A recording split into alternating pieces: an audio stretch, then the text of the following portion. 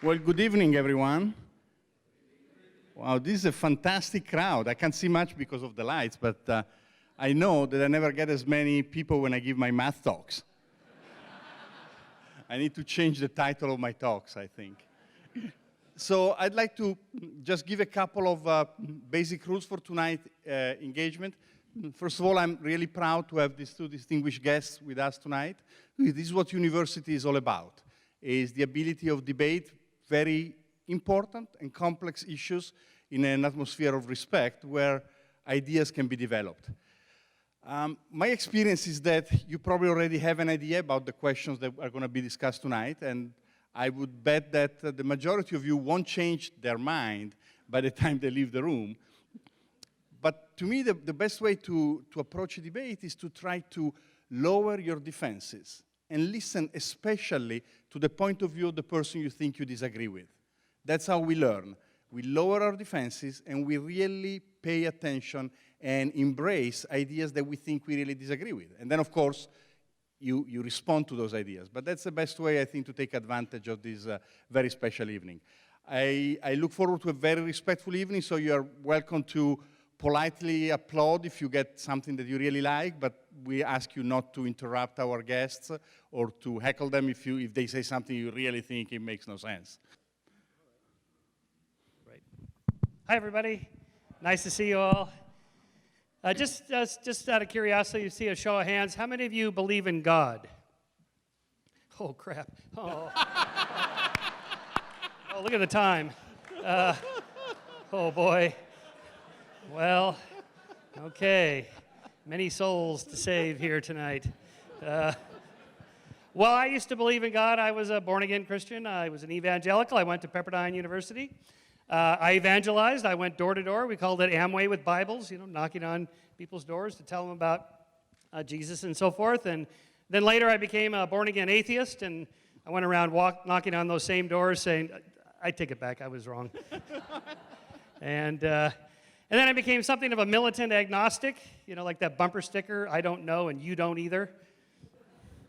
I'm not sure what I call myself. I mean, I don't like the labels. I don't believe in God. I'm an atheist in that sense, although I don't know for sure that there's no God. But I have my suspicions about this that I'll discuss in a moment why.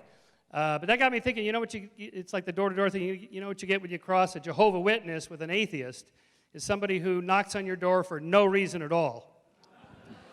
Which I promise I won't do for you. The Jehovah's Witnesses do come by my house periodically. They have literature for me. I invite them in. I give them copies of Skeptic magazine, and they leave shortly thereafter. So the proposal on the table tonight is, does science make God obsolete? Yes. Thank you. You still have 20 minutes. I still got 20 minutes. Okay. Oh, boy. Let's see. I won't mention elections or Trump or anything like that. No. Well, we really have two hypotheses on the table, the God hypotheses and the science hypotheses. Hypotheses for what? For explaining certain mysteries, such as, well, basically two categories of mysteries, problems to solve. The first are sort of natural disasters, accidents, fires, wars, conflict, just stuff that happens in our world, life and death and birth and so forth. What's the cause of all that? Why do things happen? And then the second category I would put just in the general origins category, origins of the universe, origins of life, origins of consciousness, and origins of morality, good and evil. So the two competing hypotheses then offer different explanations for these. So the God hypothesis rests on a supernatural explanation for these problems to be solved.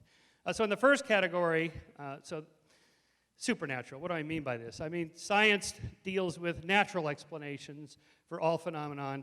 If we can't explain it naturally, then it's okay to just say, well, I don't know. Let's just wait and see. Let's keep working on it. That's what graduate students are for. Assign them these problems to solve. But in the meantime, it's okay. I don't know what that light in the sky was, but before we proffer aliens and UFOs, let's just say, I don't know. And that's always okay in science.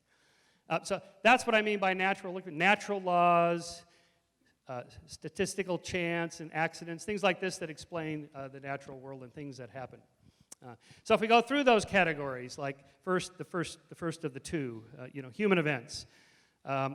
Before science, it was what I call the witch theory of causality. That is, if you believe that storms and diseases and accidents and fires and plagues and things like that are caused by women cavorting in the middle of the night with demons, then you're either insane or you lived 500 years ago when everybody believed this.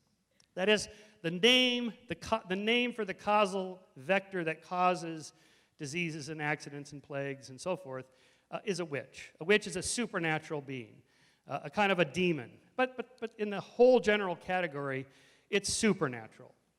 And so what happened to the witch theory of causality? It was displaced.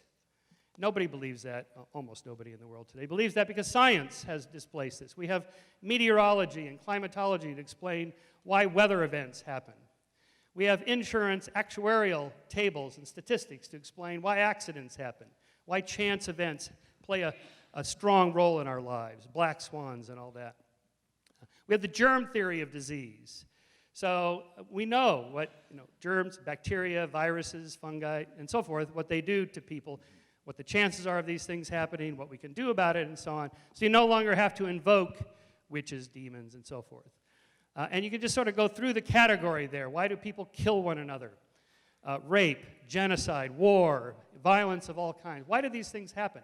This is what social scientists do. We study these looking for causal vectors we can track, interacting variables, and so on. You don't have to invoke demons and possessions and witches and that sort of thing. So we've got a pretty good handle now on what supernatural causes used to explain in the human world. Then there's the category of the big origins. So these are slightly harder, and the reason we're talking about them is because nobody has final answers on those big questions. That is, the origins of the universe, the origins of life, consciousness, and morality, those four. So I've written quite a bit about these. I'm not a cosmologist, and I don't even play one on television. I just turn to my cosmology physicist friends and say, what do we know about the origins of the universe? Okay, well, we don't know for sure, but I recommend, say, Lawrence Krauss's book, A Universe from Nothing, and Leonard Mlodinow and Stephen Hawking's book, The Grand Design, is a good place to start. And that is that the idea that there must be a first cause is probably an artifact of our limitations of our thinking. That is, it isn't necessary that, it isn't true that all effects have causes. That's not true. Many quantum events are acausal. They're not caused. And so that takes care of that problem. The universe itself may be an uncaused, acausal event, a little fluctuation in the quantum foam of the energy that was there before there was matter and so forth. I don't claim to understand this, mathematically. I'm not a physicist. But it's a reasonable hypothesis that could, in principle, be tested. Perhaps the gravitational wave research that's coming online now may test whether there's multiple universes, a multiverse. It could be, brains, these sort of multidimensional things that bump into each other and create universes. Universes could be created out of collapsing black holes in a singularity. This is what Stephen Hawking worked on for his PhD thesis. These are testable, in principle, testable hypotheses that could get us to that question. But even if you reject all of that, and the other three I'll go through in a moment, the supernatural answer, well, God did it, is not an answer. That's what we call the God of the gaps argument. There's a gap, I don't understand this, therefore that's where God did it. But that's not an answer. It's like that Sidney Harris cartoon where the mathematicians are at the chalkboard and they have these reams of equations, and then the one writes in the middle, and then a miracle happens. And the other one goes, I think you need to be more explicit here in step 2. Right, we have to have something more than just a miracle happens or God did it or that sort of thing. Something testable that we can sink our teeth into. Here I'm reminded of Carl Sagan's great story he's got in his wonderful book, A Demon-Haunted World. The chapter is called, I Have a Dragon in My Garage. And so he says, well, I have a dragon you have a dragon in your garage? That is so cool. Can I see it? Yeah, you can see it. Here you go. So you lift it up, you look in there, and I don't see it. It's an invisible dragon. Oh, an invisible dragon. Yeah, yeah. Well, let's put some powder on the ground and we'll get his footsteps. You see, this invisible dragon floats above the ground about a foot. It never touches the ground. Well, but I have some infrared heat-seeking equipment here. We can detect the body heat. Well, you see, this is a cold dragon. It's cold-blooded. It doesn't give off any heat. Well, how about the fire? I mean, dragons, they spit fire. It's cold fire. It's not detectable through, all right, at some point, you have to have some means of testing it, some way of detecting this supernatural thing, this thing you're proposing exists to explain things. And if you don't, what's the difference between an invisible, floating, heatless dragon and no dragon at all? And that I would apply to the God hypothesis. Whatever you're trying to explain, even if you don't accept any of the current scientific models for the origins of the universe, life, consciousness, morality, even if they're all wrong, centuries from now, we may look back on all this and go, wow, they believed in string theory? That was crazy. Yeah, I don't know. It's one of the best arguments for cryonics is get frozen and come back in 500 years and go, I was there when we did that. I wouldn't put my money on that just yet, though. Another area of skepticism. Origins of life. Okay, so there's half a dozen different theories for the origins of life. How do you get from inorganic molecules to organic molecules? We know where atoms come from, cooked in the interiors of stars, we're star stuff and all that good stuff. But how do you get first organic molecules and then protein chains and then cellular walls and then RNA and then DNA and so forth? Okay, so there's people that do nothing but study this. They run experiments. They try different substrates that might hold molecules so they can become more complex molecules and so on.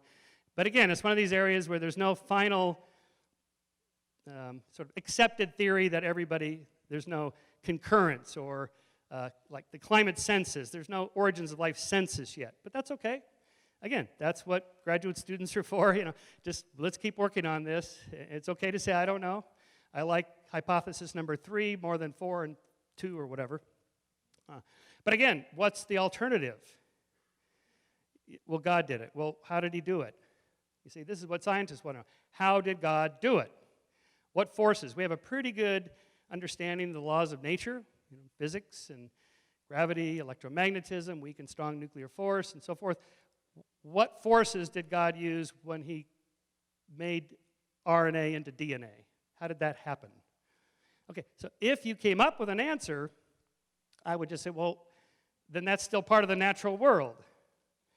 So any God that might exist, if it's detectable by the means of science, is then by definition part of the natural world and is not whatever you might call this, omniscient, omnipotent, omnibenevolent, supernatural, outside of the natural world. If it's outside of the natural world, then it's no better than Sagan's invisible dragon. If we can put powder on the ground and detect God, then clearly God is a material being of some kind. Or maybe God is a supernatural being that occasionally enters the natural world to stir the particles, create stars or planets or life or whatever. All right, how does he do it? How do we measure the detection? How do we detect the stuff that's going on when he stirs the particles? Well, miracles. Miracles. Okay, maybe. But what do you mean? Like, give me an example. Well, we prayed for, my Aunt Millie and her cancer went away. Okay, what kind of cancer? Well, it turns out it's one of these cancers that about 20% of them go into remission. Okay, so statistically speaking, if you have a large sample of 100 people, 20 of them will have their cancer go into remission. How do you know that it was the deity who did it or chance, whatever happens to tumors in their DNA that turns off and they quit multiplying? How do you know the difference there? In other words, the miracles were offered as empirical evidence for the supernatural deity reaching into our natural world to stir the particles to do something, might have happened anyway. So how do we know? How about something unmistakable? And I'm not just talking about a large deposit in a Swiss bank under my name, although I would be impressed with that. I'm not sure that would be supernatural, though. How about an amputee growing a new limb? There's lots of them since the wars we've been in. Most of them are Christian. Most of them have Christian families who pray for them. How come not one has grown a new limb? How come it's always stuff that might have happened anyway? So it's always right there on the cusp. Maybe it's a supernatural. Maybe it's not. Maybe it's chance. Maybe it's the law of large numbers. Stuff happens. How can we tell the difference? Okay, so that's the problem with that. Okay, so origins of the universe, conscious life, and then consciousness. Okay, again, the hard problem it's called. Not how the brain works. We know how the brain works. How does what we're doing here, thinking, feeling, experiencing, the qualia, as it's called, the qualitative experience of feeling, of experiencing life, how does that happen? Okay, we don't know. It's called the hard problem. Again, half a dozen different theories. You go to these consciousness conferences where they talk about this stuff, and they each give up and give their talks and give their theories. Okay, let's go back and test them. Let's see which one is more likely than this one. I'd say we have a ways to go on that. Maybe a couple. It's always been, since we started Skeptic, we've been tracking this. It's always 5 years away, and always will be, I'm afraid, or at least a long ways away. Okay, maybe it's decades before we have. But still, even if you don't like this particular theory or that one, how do you explain the theist? How do you explain consciousness? Again, you can't just say, well, God did it. Okay, how? I have a dog, a little chocolate lab. His name is Hitch, because, Christopher is a friend and an inspiration. But he only has about a quarter of the neural material I have. So although he thinks a lot about it, deeply important things like food and sleep and walks and his ball, but he's not contemplating, how many more layers of neurons do you need to get? Chimpanzees, gorillas, dolphins. And at some point, there's a tipping point. We know it can scale up. We know animals are sentient beings that feel. They sense things. So this gets into my fourth area of morality. We know there's a graded scale of a sense of right and wrong. You can teach little capuchin monkeys who have tiny brains. They're really small. They're smaller than Hitch's brain, my dog, not the real one. And you could teach them to do one of these little exchanges where they learn if they give you a stone, a little pebble, they get a piece of food back, and like a little cucumber. And then you can train them that if they use this other pebble that's even more valuable, they get a grape for a reinforcement. And they like grapes more than cucumbers because, who doesn't? And, we're all primates. Sugar is good. And so, but if you put them in this is a famous experiment by Franz de Waal, you put them in this cage, translucent cage, where one's here, they're swapping their stones and getting rewarded, they're very excited. And then the one on the left he gives a stone, he gets a grape, and the other one sees this, and he's very excited, like, oh boy, I'm gonna get a grape, and then he gives his stone, and the experimenter gives him a cucumber slice, and you see in the video, he goes like, boom, like that was not cool, and he pounds the cage and rattles the walls. That's a sense of injustice. That was not cool. I am pissed. He got something better than me. I gave the same amount. It's kind of like the Capuchin version of income inequality, I guess. People that don't like that. I get the same job. I get half the pay, and not cool. But where does that come from? Okay, so we have that. Capuchin monkeys have that. Almost all primates have this. Sentient beings have a sense of right and wrong. So this is where we get that. So you can scale up from lower organisms to higher organisms. All sentient beings have a sense of suffering, which is another argument for animal rights. But anyway, that they have a sense of, that hurts. I don't like that. Hurts either physically or emotionally in a fairness, justice kind of way. And then finally, well, what about right and wrong? I'm not talking about the moral emotions, where they come from. We can. I wrote a whole book about this. We know how that comes about. What about what's actually the right or wrong thing to do? Where does that come from? Again, the theist answer is, well, God tells us about this. Well, how do you know? Do you pray about this? Do you talk to God and say, well, I'm really conflicted on abortion, or I'm conflicted about stem cell research, and you get to hear a voice? Well, if you're hearing voices and you're not in church, you could be in trouble with the psychiatric profession, okay? So most people don't rely on prayer.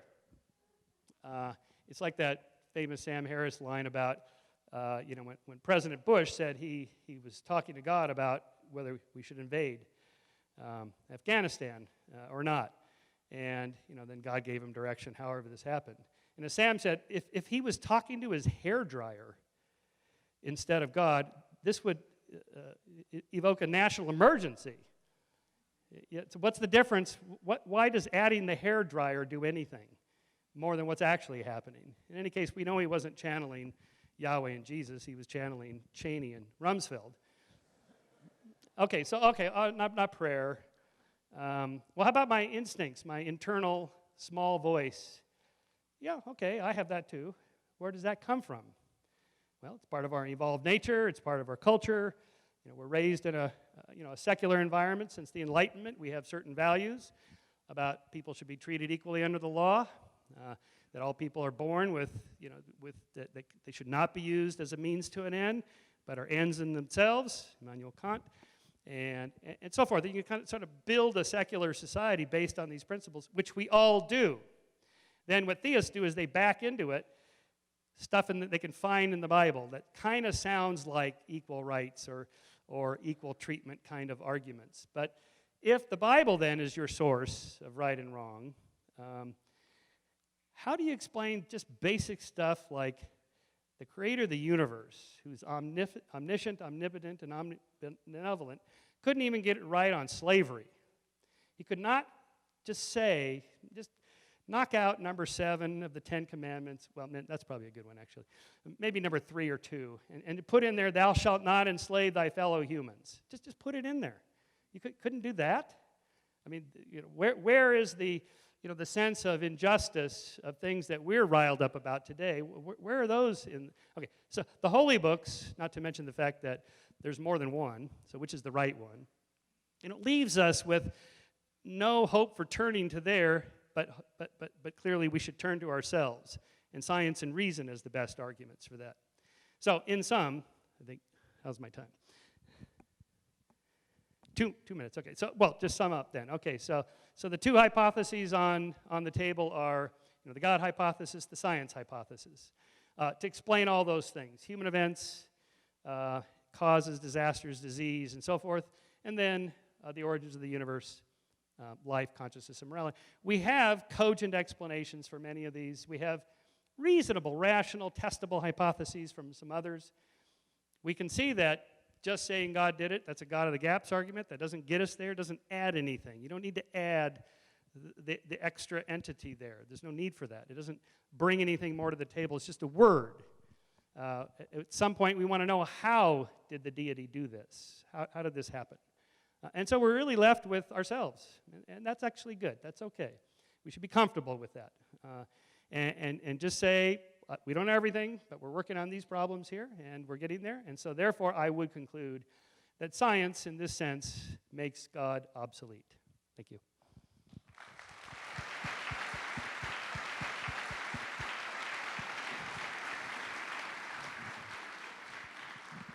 Thank you very much. And now the word to Professor Ward.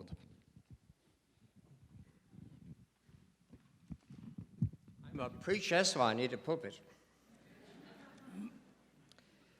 Now, that was very clear, and within its limits, a very convincing exposition of what a scientific explanation would require of us. And in the course of it, Michael referred to the expression, the God of the gaps.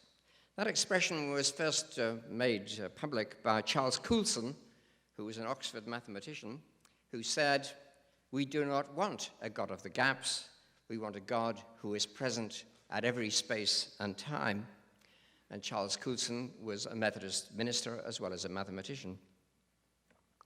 And the real question here is, hasn't Michael just totally missed something about God? And the most important thing about God. When people go into churches, for example, they don't typically think about the beginning of the universe and how Stephen Hawking has explained it and whether it's a good explanation. They would be just as mystified by this as the rest of us.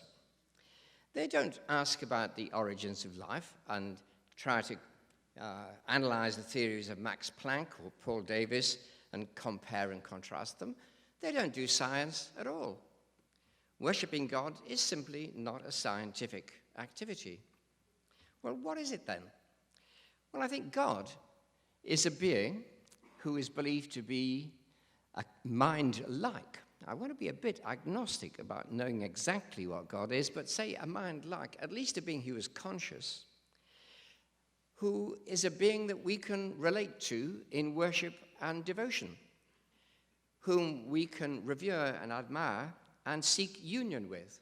And the life of religion is a life of prayer and contemplation and meditation. That's what it is. If you're a religious person, you're a person who practices a discipline which will lead you to consciousness of the mind of the universe. And that's a practical activity. It doesn't really have directly anything to do with science at all.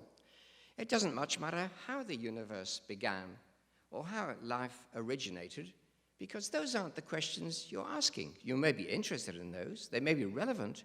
What you're asking is it true that there is a being who is of supreme value and to whom I can consciously relate and who can transform my life so that I can even say that I participate in the nature of that supreme consciousness? That's the religious question. Not everybody's interested in religion, but that's what religion is about, and that's what belief in God is about. So it's simply not a scientific hypothesis. And when Michael says, well, you know, the religious person comes along to a scientific view and says, oh, well, the answer to that is God did it, I don't think any intelligent believer has ever said that at all. We don't use God as any sort of scientific explanation. And the interesting thing is that Michael limits explanation to scientific explanation, what he calls natural explanation. And of course, that's what the sciences deal with. In Britain, the sciences are called natural sciences, meaning they deal with physical things in space and time. Now, lying behind that definition, there's a philosophical view. And the philosophical view is there is nothing but physical things in space and time. And that's the view I want to challenge. In fact, I think it's a view which is even scientifically obsolete. But let me say a little bit more about that. If you were a materialist and you thought there's nothing but things that exist in space and time, you wouldn't, for example, be able to do what many physicists of my acquaintance now do, believe in a multiverse. Because if you believed in a multiverse, you'd believe there are lots of different spaces and times, and those other spaces and times aren't in this space and time, and in fact, they're not in any space and time at all. How can you have spaces and times in a super space and time? That sounds suspiciously supernatural to me. So even modern physicists are a bit distressed at the thought of everything having to be in space and time. And I asked the three best-known philosophical naturalists in Britain to do a conference at Heathrow College, where I'm associated now, and they came, and every one of them said, actually, we can't define naturalism. We can't define materialism. In the old days, perhaps we thought we could, but now with quantum physicists, and there are some very good quantum physicists here at Chapman University, quantum physicists say, well, actually, no, you can't define matter. It's a form of energy, but it may have many forms, and many different forms than the ones that we see and touch and feel. The world is not as simple as that. So my big question, really, to Michael is, do you really think that all there is stuff in this space and this time, and that every form of explanation must talk about something in this space and this time? Why limit things like that? And a similar question is scientific explanation, what Michael called natural explanation, is that the only form of explanation there is? What about art and music and beauty and morality and personal experience of other people? Do they all fall under scientific explanation? I don't think they do. If you have Beethoven's Ninth Symphony on a CD, you can give a scientific explanation of how you got the music onto a binary code and how you got this onto a machine that will turn it back into music if you do it properly. You can have an explanation of how to do those things, but explaining Beethoven's Ninth Symphony, well, you wouldn't even use the word explain, really. You'd think appreciating. That's the word we want. We want to learn to appreciate something that is not physical. Or at least, even if it's physical, you're not approaching it in an analytic, physical way. You're listening to the music. So somebody could know everything about the scientific explanation of electromagnetic waves of sound hitting neurons on the brain, which makes them vibrate at a certain rate and gives people pleasure. You can do all that, but you haven't begun to appreciate music. And I would say religion is more like appreciating the true nature of reality than it is like giving some physical explanation of an unknown fact. In fact, it's not like that at all. It's not like giving a physical explanation at all. Religion doesn't explain. What true religion says, that's the one I believe, of course, what true religion says is the ultimate reality is mystery. And we contemplate mystery. It's not total mystery, as though there's nothing there or we don't know what's there at all, but it's far beyond our understanding. It has the nature of mind, but a mind greater than ours, a mind which can, however, transform our minds as we come to know it. What we know, said St. Augustine, changes what we are. We become like what we know. And those who think of God as a supreme beauty and the supreme perfection hope to become more like that beauty and perfection as they take into their own minds the thought of that mind of all things. So the real question is, well, what is the nature of reality? And I want to suggest to you that it is the nature of mind, that underlying all this apparent physical stuff, there is something like consciousness. Something like spirit. Now, Michael might say, consciousness, nobody can explain what that is, because how do you get consciousness out of a group of neurons and physical stuff? Actually, consciousness doesn't need that sort of explanation. I think scientists should go on looking for it, but I don't hold out much hope that they ever find an explanation, because you just can't explain the connection between the physical goings-on in a human brain and that sound and sight and vision of beautiful music, beautiful landscape, moral transformation. No, the realities of life, falling in love. You can do lots of scientifically relevant stuff, but you might miss the reality of love itself. So all of the things of value in our experience are precisely experiences. Consciousness in ourselves is the first thing we know. It's the most obvious thing we know. And of course, I'm a philosopher, really, and so my problem is not what consciousness is, it's why we have bodies. My wife would say, I ought to know by now, but I do have a problem with that. Why do minds need bodies? Now, that's a really interesting question. God, of course, would be a mind without a body. Would Michael really want to say that's an incoherent notion? I have never seen a proof of any sort that there could not be a consciousness without a body. In fact, I can even imagine it. For David Hume, that would be enough, so it's enough for me. That is to say, I can look at myself in the mirror, and as I look, my body disappears, but I'm still thinking. So I can imagine having experiences without having eyes. Well, we all know that's possible. We all know it's possible to put a brain in a vat and by stimulating it, make it have experiences. I mean, in stories anyway, this happens quite a lot. But you can think of consciousness without a brain. I mean, I don't think humans, don't get me wrong, I'm not denying you have brains. I think you probably do. But I do think that your consciousness is not identical with your brain. It's not part of your brain. It's certainly connected strongly to your brain, but it's the most real part of you. In each of you, there is something individual, unique, that only you know about, that you probably won't tell anyone else about. There are things about you of which you have direct awareness that you couldn't even express. That's the reality of consciousness. And if you think, well, maybe consciousness is just not an accidental byproduct of the material universe, but actually the reality which gives rise to a material universe. Now, I'm not going to, and I'm not competent to go into quantum mechanics here, but I do know that there is an outstanding institute for quantum studies in this university. And I've talked to one or two of the people in that institute, and they have my permission. I mean, I have their permission. I have their permission to say that they think that consciousness has a much more important place in our understanding of reality than old-fashioned, obsolete Newtonian science would have said. That somehow, for very complex reasons, maybe we live in a participatory universe, not a mechanical universe. And a participatory universe is one in which consciousness and matter come together in a way that is inseparable, and the consciousness actually makes a difference to the very material things we see. Let me give you a quick example of that. We're all sitting in this room now, and as you look around you, you think you are seeing, you believe you are seeing solid, three-dimensional, colored objects, other people. And you are, but if you ask a quantum physicist, well, what's really in this room?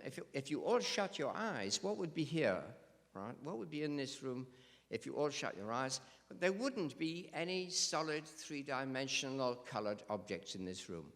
What would there be? Well, I don't understand what they then go on to tell me, but I can repeat what they said.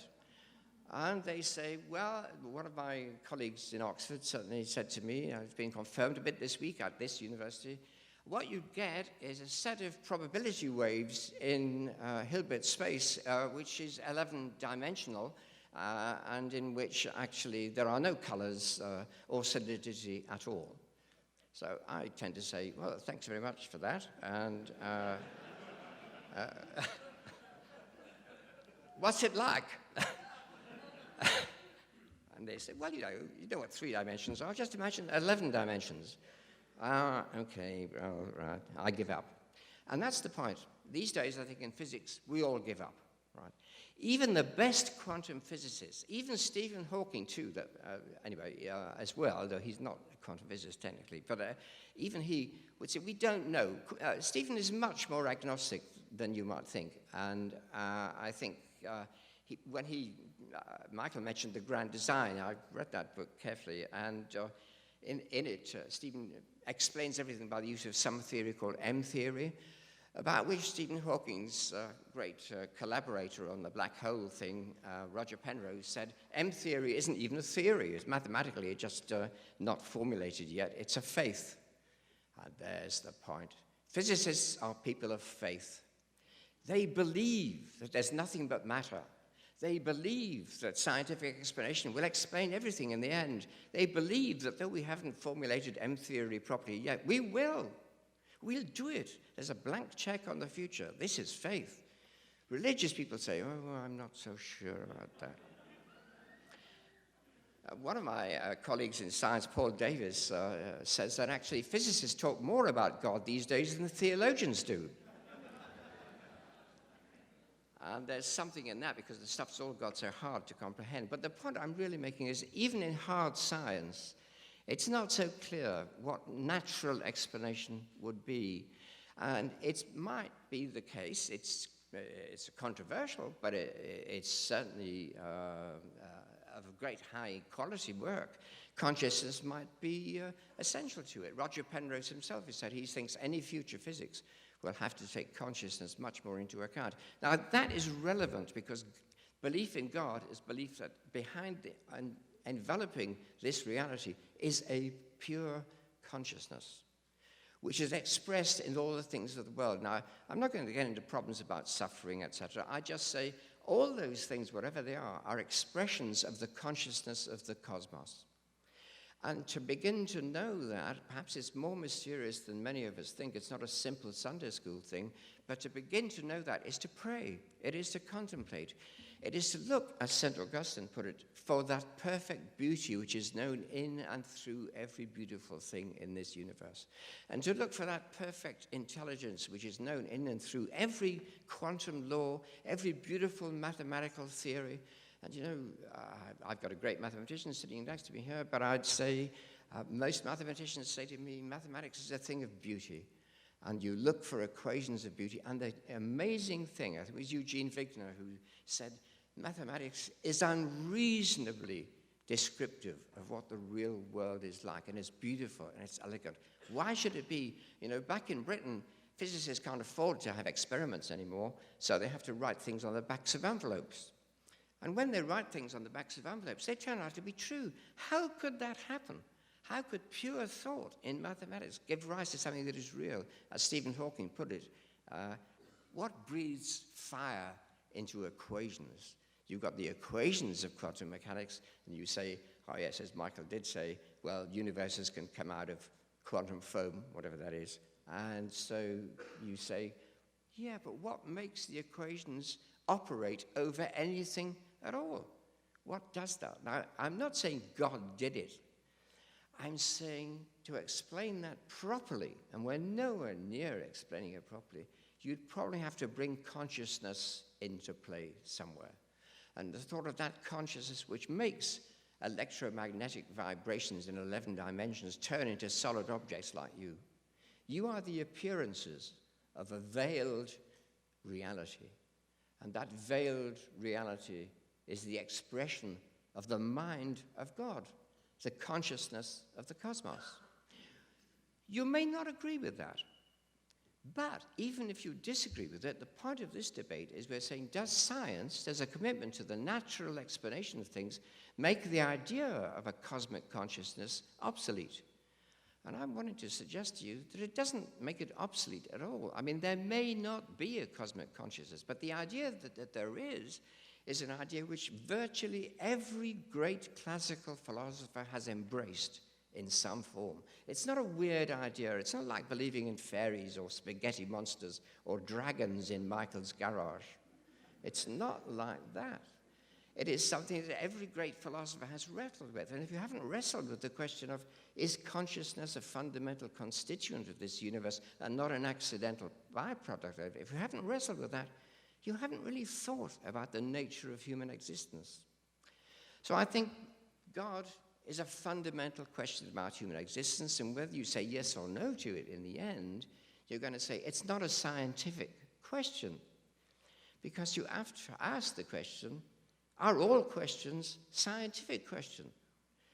And I think moral questions are not scientific questions. Aesthetic questions about beauty are not scientific questions. Even historical questions are not scientific questions. Questions about love and human feeling and human emotion and thought, they're not scientific questions. And questions about God are not scientific. Let me end by making a contrast between two sorts of explanation, because Michael just talked about one of them, scientific explanation. Of course, there is such a thing. You get the initial states of a system, and you get a set of laws which say what will happen if that state carries on according to these laws, and that's what you look for in science. And you hope these states will be describable, measurable, quantifiable, and you'll be able to get clear mathematical equations for them. Right, that's good. That's scientific explanation. But there's another sort of explanation, and I invite you to consider whether you think it's a proper and irreducible form of explanation. That is, a form which doesn't reduce to scientific explanation. Some people call it axiological explanation. You could call it value explanation. And it's this: if you come to an event like this and I ask you why you come, I do not want you to say, well, my electrons came and I just had to follow them, right? I don't want a scientific explanation. I want to know why you came. So I want to know that you formed an idea in your mind of a state of mind which was future and so did not yet exist. You had an idea about something that doesn't exist. You then evaluated that idea and you decided, yeah, maybe it was worth coming. And then you made yourself come. That is to say, somehow you got your body to move to get you here to do what you'd wanted to do in the first place. You came here for the sake of what you hoped would happen when you got here. And that for the sake of, that's value explanation. You think of a value, you conjure it out of your mind, and you try to bring things about which will realize that value. That's value explanation. Now, I think that explanation is of fundamental importance. It's not scientific. Science doesn't deal with conjuring ideas about the future or with having purposes. In fact, science doesn't use that concept at all, if it can help it. Having a purpose and an intention and enjoying the experience when you get here. Right? All those things are deeply personal. Well, what if there is an axiological, a value explanation for the whole universe? Right? That's like saying, well, a natural explanation for the universe doesn't have to involve God. I mean, when I do car mechanics, I don't keep saying, oh, God will change the spark plugs, or why do these spark plugs get so dirty? Couldn't God have cleaned them before I got down to it? You don't say things like that. You just get on with it. God doesn't come into it. But when you're asking questions about how can I live with myself in a world like this where I want to love everybody, I think it's a good idea in principle, but I don't like most of them, especially my neighbors who happen to have a very noisy dog. If you're here, I just... and you say, well, looking at the whole of the world, violent, catastrophic, all terrible stuff going on, and you think, am I supposed to have compassion and sympathy for all these beings? Well, yes, but... Now, for me, I have to tell you, the only thing that makes sense of that morality is, well, I can't love them. I think they're pretty horrible on the whole, but if God loves them, I've bloody well got to love them. And you think, that's it. If that's a command of God, and God is saying, love is what you're made to do, I've got to do it. And that makes a huge difference to morality. So I do think religion makes a practical difference. It makes a difference about the values you have and the way you incorporate them into your life and how your life gets transformed by it. So it comes down to this. In the end, is there a consciousness of the cosmos which can transform my life if I am disciplined enough to practice meditation, contemplative prayer, and just being quiet with beauty and with goodness, and try to make my life a small imitation of that perfect beauty, which is what God really is. Think of God as perfect beauty. And then ask the question, does science make that idea obsolete? I can't see how it would. So while I'm a complete devotee of science, and I want scientists to go on doing all the wonderful things they are doing, I don't want anyone to say, and that takes away the glory and the beauty of worship, of appreciation of art, of commitment to morality, of a life of seeking to love more than you do. Those are important things in life. We would like science to help us to do this. We ask science to be our friend to help us to do this, but not to say, it doesn't even explain anything because it's obsolete. I think that we should say, God will remain a leading, controlling idea of the human mind. And in fact, we'd want to say, as Einstein said, well, God is the really interesting thing. All the rest is talk.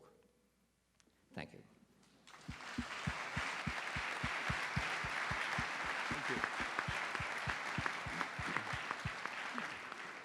Well, thank you, our two debaters, for a very intriguing beginning of the evening. And now we have a 5-minute rebuttal from Michael, and then a 5-minute rebuttal from Professor Ward. Okay. Oh, boy. There was a lot there. Okay, well, sir, first of all, people don't go to church to hear lectures about the Higgs boson or the Big Bang Theory. That's true.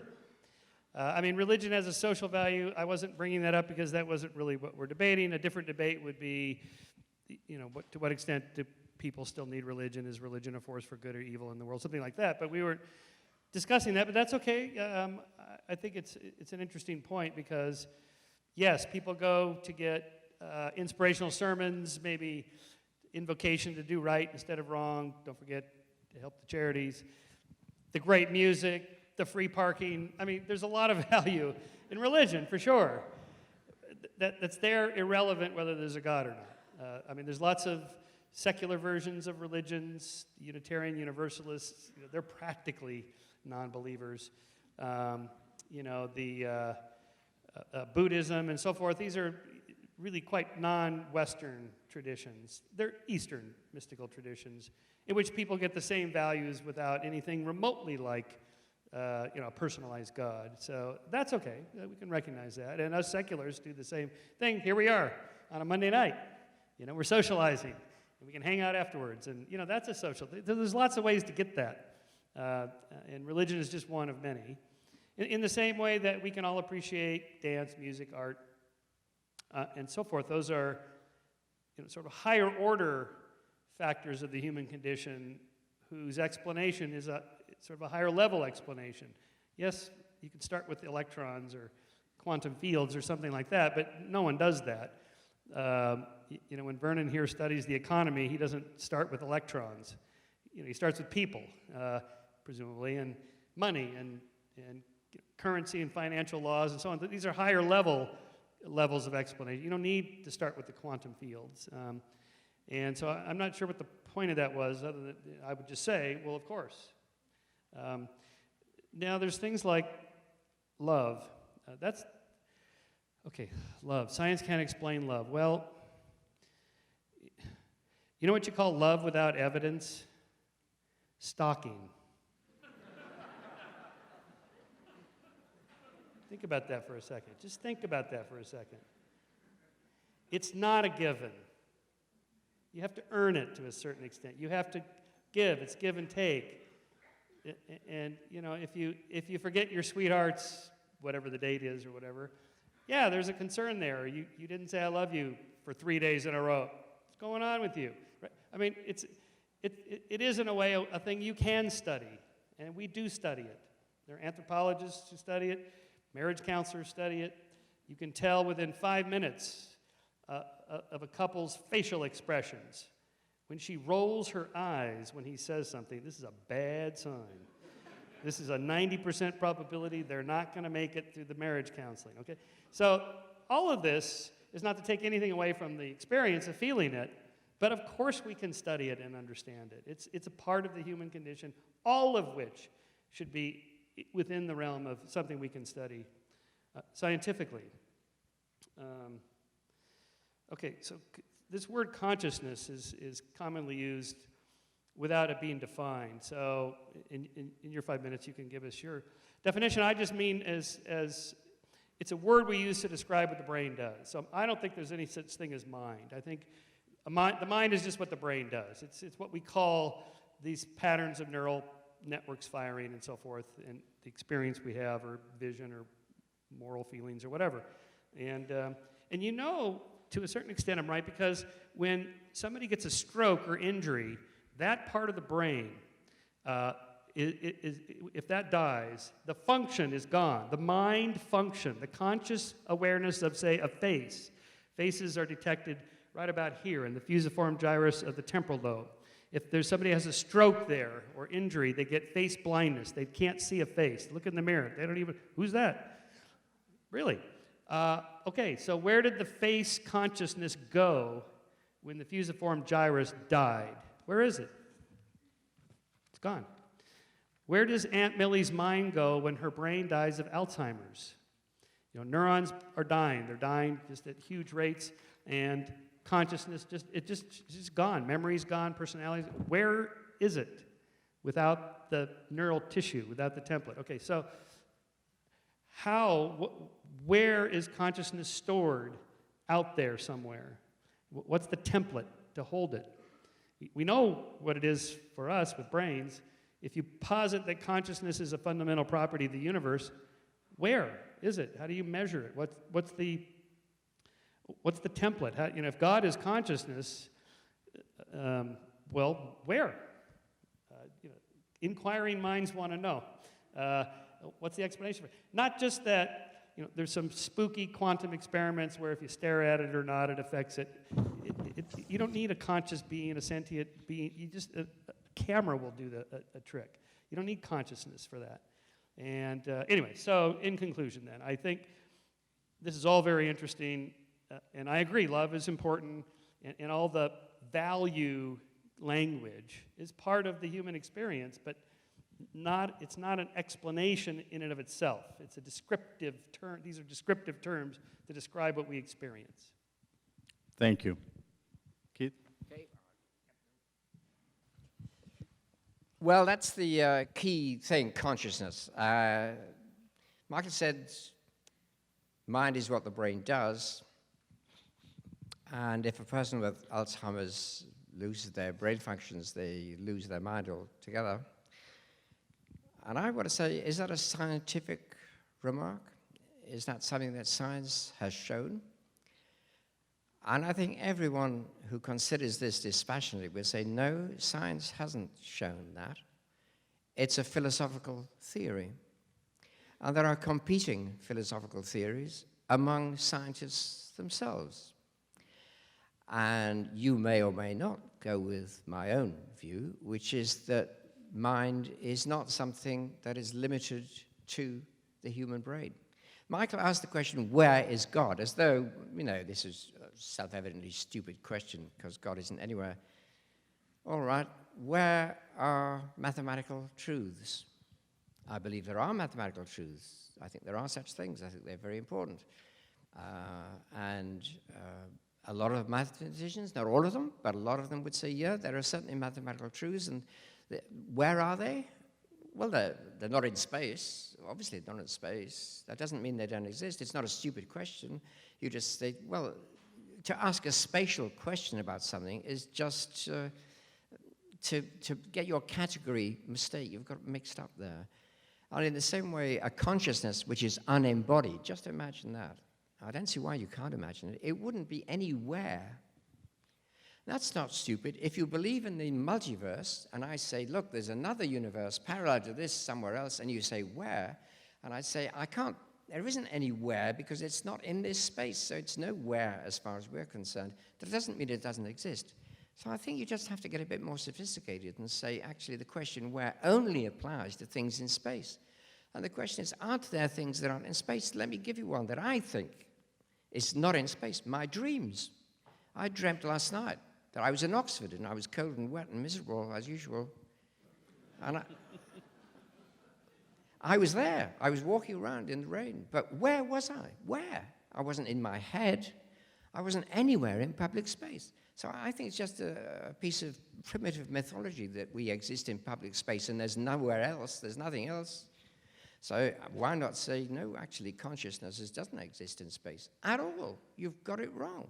Just as thoughts don't exist in space. I ask one little question. How long does a thought take? Have you ever tried to measure the time of your thoughts?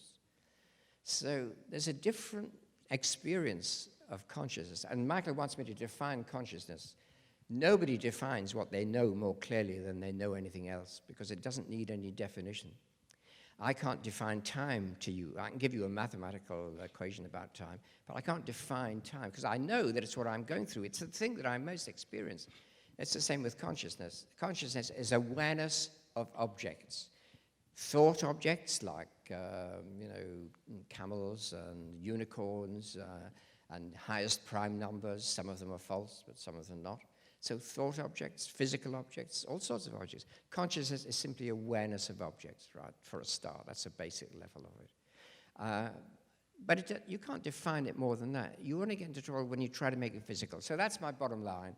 I really don't think all things are physical, and I think that religious, or people who believe in God, and I think actually people from so-called Eastern religions believe in something more like God than anything else, something of wisdom, compassion, and bliss, which is greater than humanity and with which one can unite in some way. And I believe that's a proper path towards God too. So that's the question. Do you really think everything's in space? If not, then God is not obsolete. It's a question where your whole approach to life might be at stake. Thank you.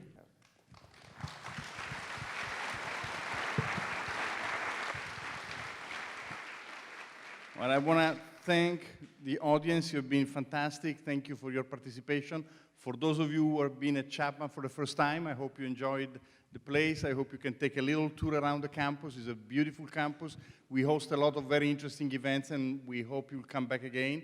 And I want to say thank you to our two debaters who have been really fantastic. Thank you and good night.